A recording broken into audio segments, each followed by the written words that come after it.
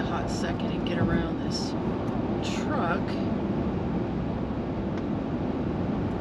Good morning, everybody. Thanks for tuning in. As of recording, it is Saturday, June 4th.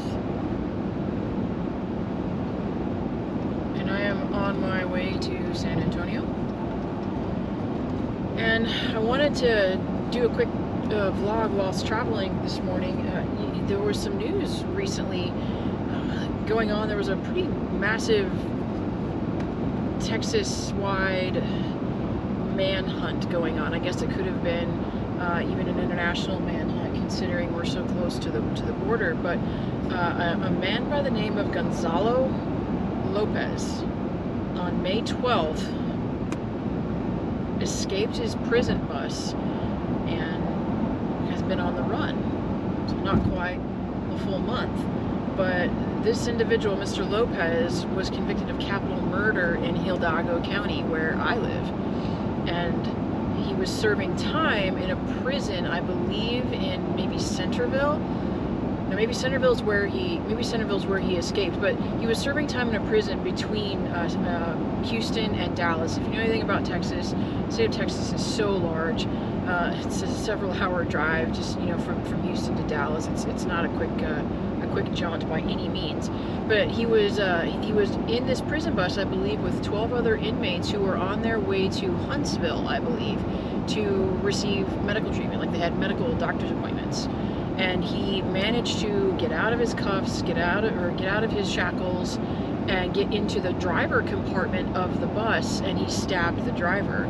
And somehow, in the midst of everything going on, there were shots fired, and a couple of the tires were hit, and he still tried to drive this prison bus just to kind of flee. And realizing he was having some trouble because the tires were out, he ended up just kind of coming to a stop, and he kind of bolted off into this wooded area. So kind of a interesting scenario here, to one, overtake the prison bus, two, stab. I don't recall. I feel like I feel like that was an attempted murder charge that he's now facing for stabbing the prison guard. But they were heading from Gatesville to Huntsville for those medical appointments, and he just escaped. It's rumored that around the area, not rumored, but he's also suspected of killing a family of 5 within the search perimeter of where he escaped. So there was a family there. He came upon them, and it is believed that he murdered all 5 of them and stole their silver Chevy Silverado. And he's been on the run ever since. Now, they did find him the other day, and that made national news too. And the reason it kind of stuck with me a little bit was authorities found him not far. Like, it's along the route that I drive frequently between San Antonio and the Rio Grande Valley, at least a couple of times a month, right? Like, so I drive by it, and I remember thinking, like, a week or so after the escape, I saw one of those white prison buses on my drive from San Antonio as I was going to the valley. So I saw one of those buses, and I remember thinking, gosh, I wonder how easy it is for folks to really try to break out of those things if this guy had recently done that. So it made it a little bit more personal to me in terms of just thinking about my overall safety and Dottie's overall safety when we're driving to and from San Antonio to the valley. When I first moved to Texas in 2003-ish, 2004-ish, people didn't necessarily ask me if I thought it was safe.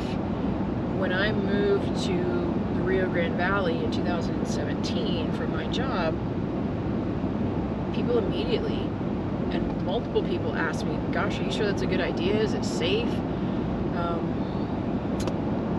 I don't ever really feel unsafe.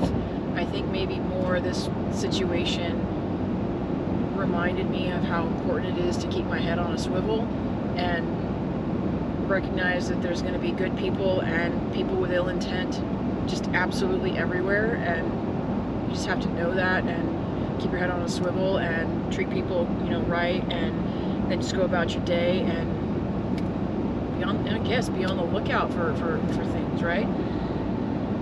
But he was law enforcement officials in Jourdanton, Texas.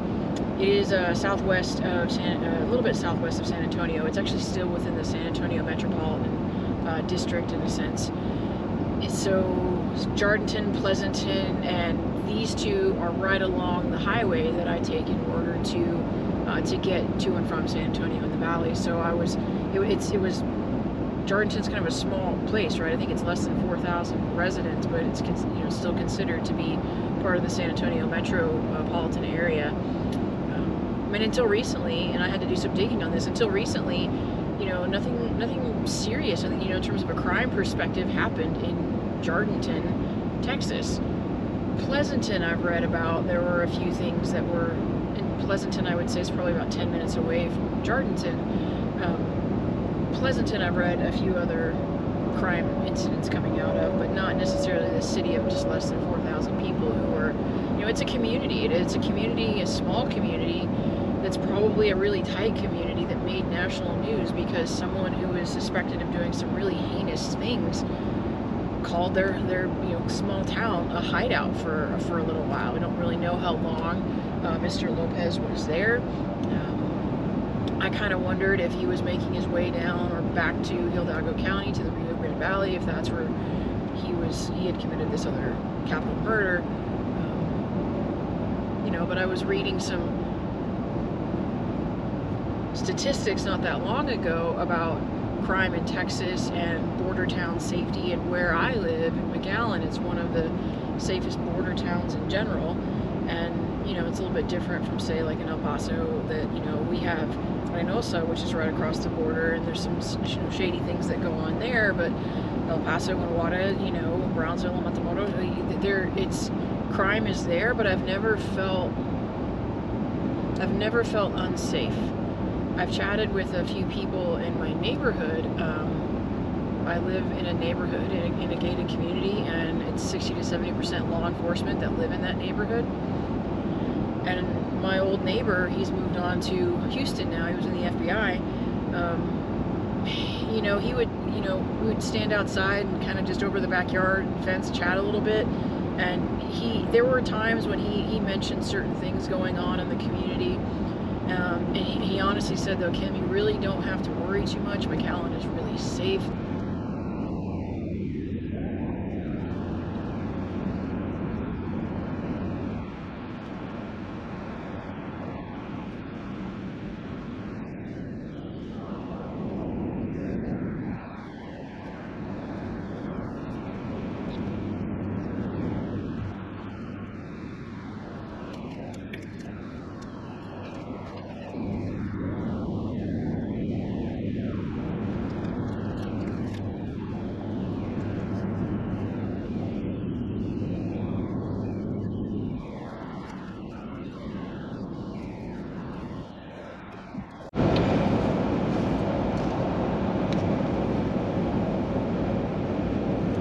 So we were on 281 North earlier, and we could have taken a left to get to this Jourdanton, Pleasanton area of Texas. To get to San Antonio, I then kind of take a loop around the Three Rivers area and then jump here on 37 North to drive into San Antonio. But this part of the route, we have just crossed over into, I think it's called Atacama County, because we just crossed over the Atacama River. And Jourdanton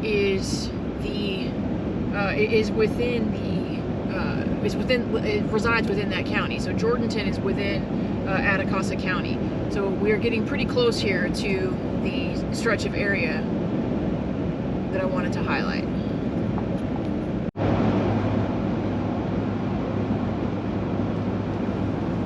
So we're about 5 miles or so right now from Pleasanton, Texas.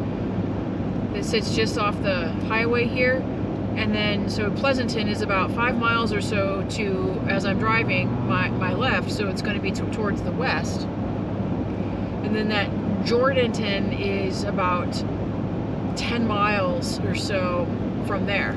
10-minute drive or so from there. So this is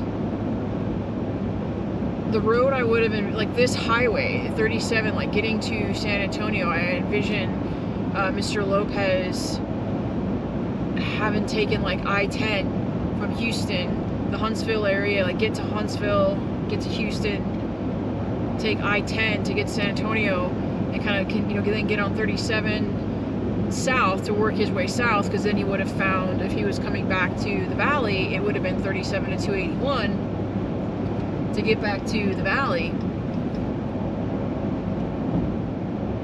So I imagine him driving along this road, yeah, and like about a total of maybe 10-ish miles to my west is where, you know, he was found. So it's not right on my route, but it is along my route. And that kind of got me thinking a little bit, like I was mentioning before, about just keeping my head on a swivel.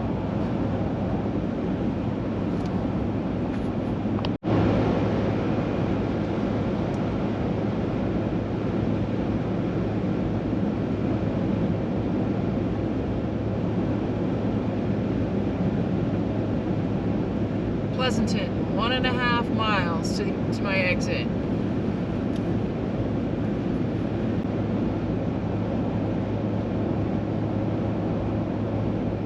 So right up here is the exit I would take in order to get to this town. I would go through Pleasanton to get to Jourdanton if I wanted to go see where this individual, Mr. Lopez, was picked up. But it's about, you know, like I said, maybe 10 miles, 10 minutes or so to my left or west. And there's my exit, or what would have been the exit right there if I was going there.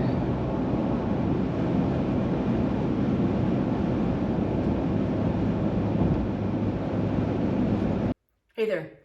One quick note before you guys leave. Thanks for sticking around until the end. We appreciate that. They say that that's really good for the channel. You know what else they say is really good for the channel? But gosh, wait, who's they, by the way? I'm really not sure. But we're gonna go with, it's been said.